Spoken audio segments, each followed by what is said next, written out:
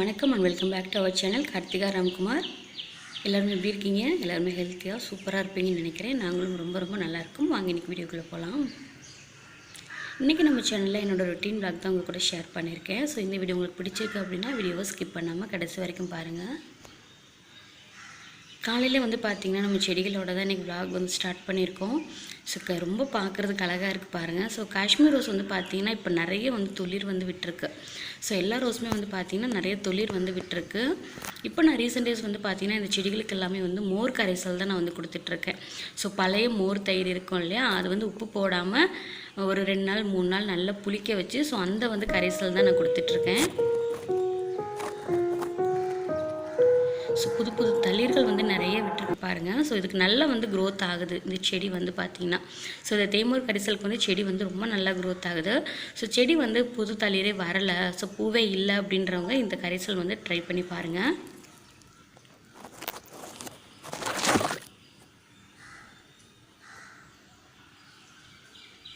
So இது பாருங்கள், ஒரே கிளையில் 4 மொட்டுக்கிட்ட விட்டுருக்கு. உங்களுக்கு பார்த்தா தெரியும்னு நினைக்கிறேன். அதே மாதிரி இந்த செடியிலையுமே பார்த்திங்கன்னா ஸோ நிறைய புது தளிர்கள் விட்டுட்டுருக்கு.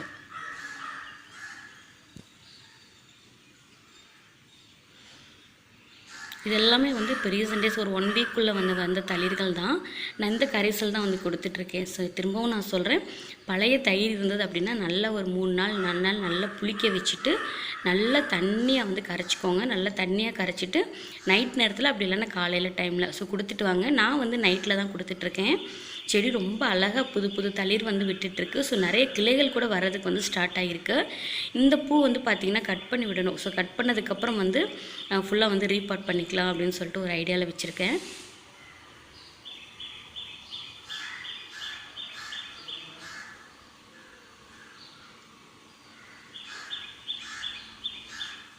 ஸோ எல்லா செடிகளுமே மொட்டு விட்டுருக்கு. இது பார்த்திங்கன்னா மணி பிளான்ட். ஸோ மணி பிளான்ட்டுக்கும் நான் அதே தான் கொடுத்துட்ருக்கேன். ஸோ மணி பிளான்ட்டுக்குள்ளே இது மாதிரி குட்டியாக ஒரு பால் ஒன்று வச்சுருக்கேன். ஸோ பார்க்குறதுக்கு நல்லாயிருக்கும் அப்படின்னு அந்த ஸ்மைலிங் ஃபேஸோடு நான் வச்சுருக்கேன்.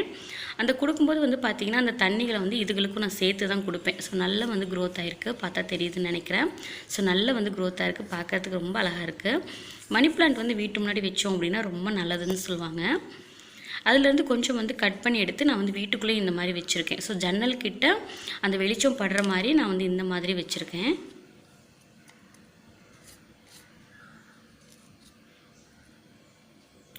Money plant blue colour bottle வச்சா அது ரொம்ப நல்லதுன்னு சொல்லுவாங்க. எனக்கு இப்போதைக்கு இதுதான் கிடச்சிது. சரி ஓகேன்னு அதில் தான் வச்சுருக்கேன். ஸோ இப்போ நம்ம வேலையை பார்க்குறதுக்கு ஸ்டார்ட் பண்ணிடலாம்.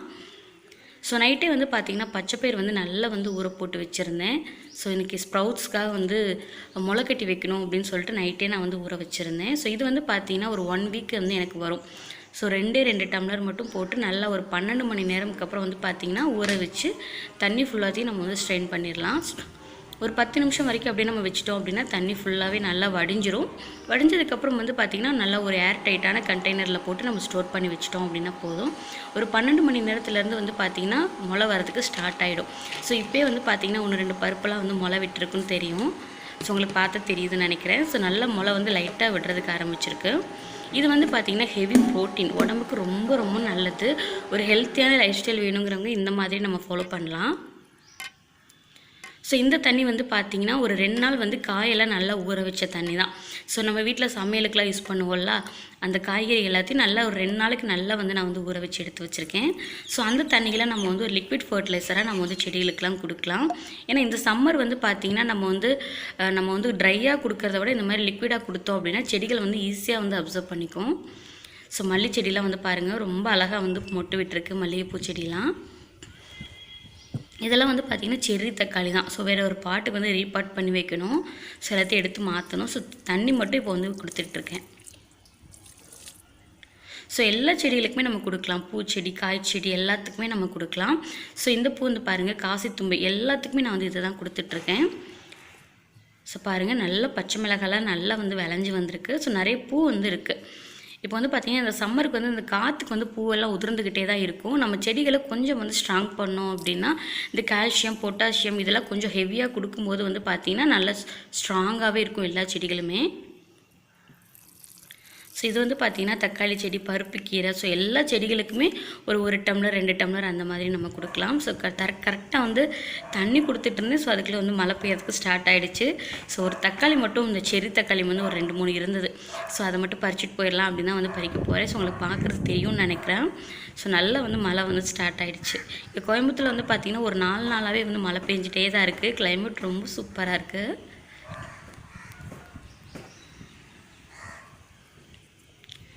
ஸோ இந்த தக்காளி வந்து பார்த்திங்கன்னா செர்ரி பூசணி தக்காளின்னு வந்து சொல்லுவாங்க. பூசணி சைஸில் இருக்கும், பட் ரொம்ப குட்டியாக இருக்கும். செர்ரி தக்காளி சைஸில் தான் இருக்கும். ஸோ உங்களுக்கு நான் கட் பண்ணிவிட்டு காட்டுறேன் பாருங்கள். ரொம்ப க்யூட்டாக அழகாக இருக்கும். ஸோ விதைக்கு வந்து ஒரு 2 3 பழம் எடுத்துடலாம் அப்படின்னு சொல்லிட்டு தான் நான் வந்து கலெக்ட் பண்ணிகிட்ருக்கேன். ஸோ பாருங்கள், இப்படி தான் இருக்கும். குட்டி பூசணி சைஸில் இருக்கும். ஸோ அந்த வேலை முடிச்சதுக்கப்புறம் வந்து பார்த்திங்கன்னா இன்றைக்கி கஞ்சி வந்து போடுறதுக்கு ஸ்டார்ட் பண்ணிடுச்சு. இன்றைக்கி காலையில் டிஃபன் வந்து பார்த்திங்கன்னா கருப்பு கவுனி அரிசி கஞ்சியும் தேங்காய் சட்னியும் தான்.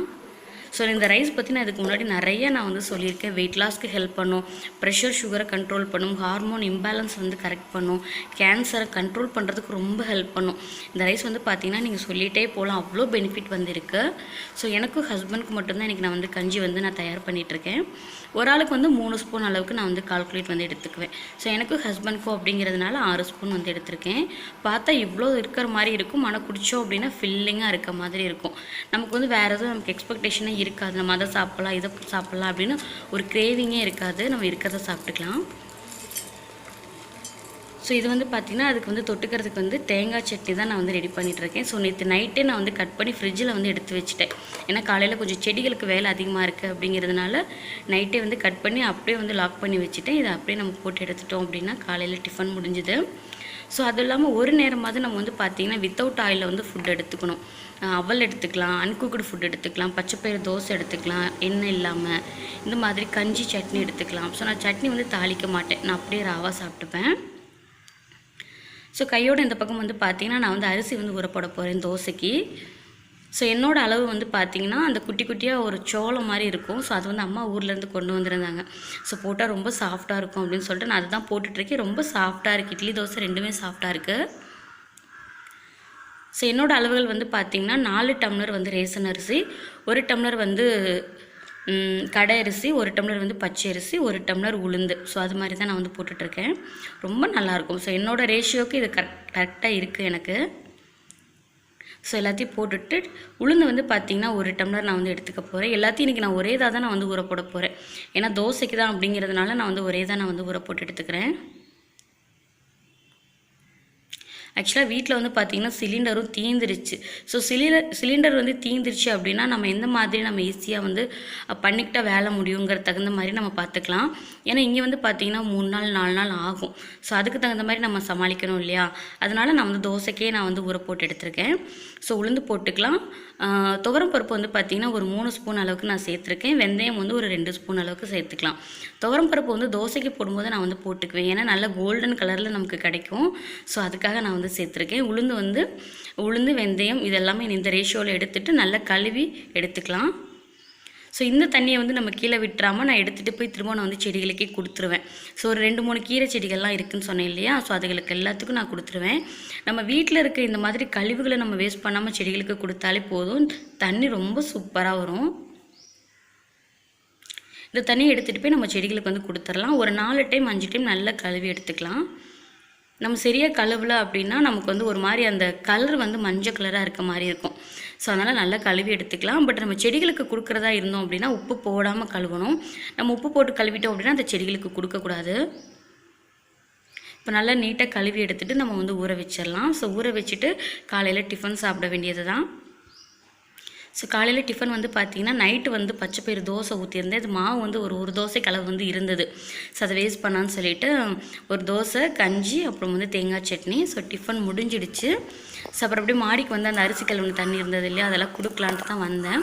ஸோ வந்துட்டு கையோடு வந்து ஆஃப்டர்நூனுக்கு வந்து கருவேப்பிலை வந்து வீட்டில் தீந்துருச்சு. ஸோ அப்படியே கையோடு கட் பண்ணிக்கலான்னு கட் பண்ணிகிட்ருக்கேன். ஸோ காலையில் வந்து ஒரு மொட்டு காமிச்சேன் இல்லையா, அது வந்து நல்லா மலர்ந்துருச்சு. உங்களுக்கு பார்க்குறதுக்கு தெரியும்னு நினைக்கிறேன். நல்லா மலர்ந்துருச்சு.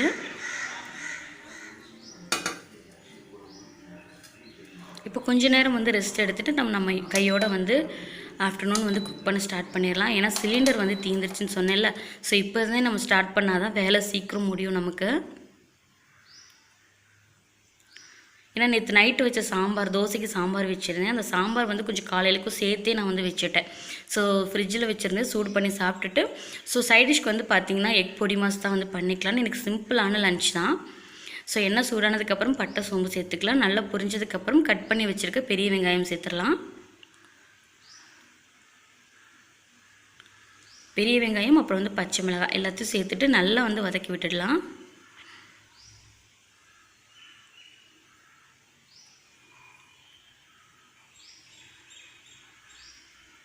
இந்த ஸ்டேஜில் வந்து பார்த்திங்கன்னா கருவேப்பிலை சேர்த்துக்கலாம். ஸோ எல்லாத்தையும் சேர்த்துட்டு நல்லா வந்து வதக்கி விட்டுடலாம். அந்த வெங்காயம் வந்து பார்த்திங்கன்னா நல்லா கோல்டன் கலரில் வரணும், அந்தளவுக்கு நல்லா வந்து வதக்கி விட்டுடலாம்.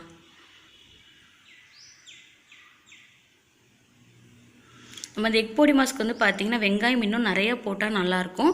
ஸோ நான் வந்து கொஞ்சம் அளவாக தான் நான் வந்து போட்டிருக்கேன். ஸோ நல்லா வந்து கோல்டன் கலரில் வந்து வரணும், அந்தளவுக்கு நல்லா வந்து வதக்கி விட்டுடலாம். இந்த அளவுக்கு நல்லா வதங்கினதுக்கப்புறம் வந்து பார்த்திங்கன்னா முட்டை சேர்த்துக்கலாம். நான் வந்து இன்றைக்கி ஒரு 5 முட்டை அளவுக்கு சேர்த்துருக்கேன். ஏன்னா 3 பேர், நான், தம்பி, ஹஸ்பண்ட் 3 பேருக்கு வந்து செய்கிறதுனால நான் வந்து ஒரு 5 முட்டை அளவுக்கு நான் வந்து எடுத்திருக்கேன்.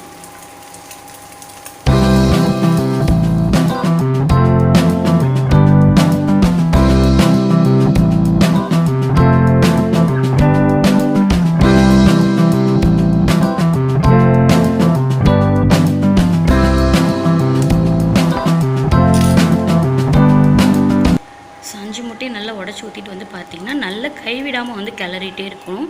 சிம்மில் வச்சு கிளறிட்டே இருக்கணும். நம்ம அப்படியே ஹை ஃப்ளேமில் வச்சோம் அப்படின்னா ஃபுல்லாக ஒட்டிக்கும் அந்த பேன் ஃபுல்லாக. நம்ம அந்த மாதிரி விடாமல் சிம்மில் வச்சு நல்லா வந்து கிளறி விட்டுக்கலாம்.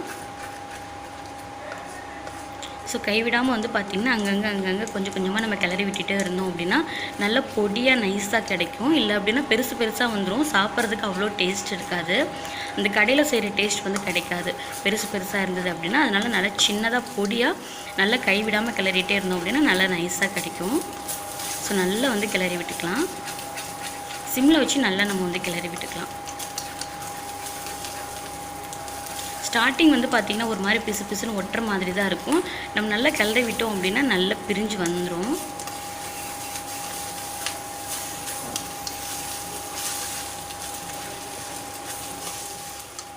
ஸோ இப்போ பாருங்கள் நல்லா பிரிஞ்சு வந்திருக்கு. ஸோ இந்த ஸ்டேஜில் வந்து பார்த்திங்கன்னா சிக்கன் மசாலா நமக்கு எந்தளவுக்கு தேவையோ, காரம் எந்தளவுக்கு தேவையோ அந்தளவுக்கு சேர்த்துருக்கலாம். அதுக்கப்புறம் வந்து கரம் மசாலா, ஸோ தேவையான அளவுக்கு உப்பு, அப்புறம் கொஞ்சம் மஞ்சள் தூள். ஸோ இது எல்லாத்தையும் சேர்த்துட்டு நல்லா வந்து ஃபைனலாக திரும்ப வந்து கிளறி எடுத்துக்கிட்டோம் அப்படின்னா நல்லா வந்து ஒரு பொடியான எக் மாஸ் வந்து ரெடி ஆகிடுச்சு. இப்போ ஆஃப்டர்நூன் லன்ச் வந்து பார்த்திங்கன்னா சாம்பார், எக் பொடி மாஸ், அப்புறம் வந்து அப்பளம் வேணும்னா வந்து பொரிச்சுக்குவேன், இல்லைனா வந்து இல்லை. நம்ம வந்து சிலிண்டர் இல்லைன்னா இந்த மாதிரி சிம்பிளாக நம்ம வேலையை முடிச்சுக்கிட்டோம் அப்படின்னா நமக்கு ரொம்ப ஈஸியாக இருக்கும். ஸோ இன்னும் வந்து அவ்வளோதான் ரெடி ஆகிடுச்சு. ஹஸ்பண்ட் வந்ததுக்கப்புறம் சாப்பிட ஸ்டார்ட் பண்ண வேண்டியதான். ஓகே கைஸ், இந்த விளாக் உங்களுக்கு பிடிச்சிருக்குன்னு நினைக்கிறேன். இந்த விளாக் உங்களுக்கு பிடிச்சிருக்கு அப்படின்னா வீடியோக்கு ஒரே ஒரு லைக் மட்டும் கொடுங்க. மறக்காமல் நம்ம சேனலை சப்ஸ்கிரைப் பண்ணிவிட்டு பக்கத்தில் இருக்க பெல் ஐக்கானையும் மறக்காமல் கொடுத்துருங்க. தேங்க்ஸ் ஃபார் வாட்சிங் by Karthika Ramkumar. Thank you, bye. Next வீடியோவில் பேசலாம். தேங்க்யூ.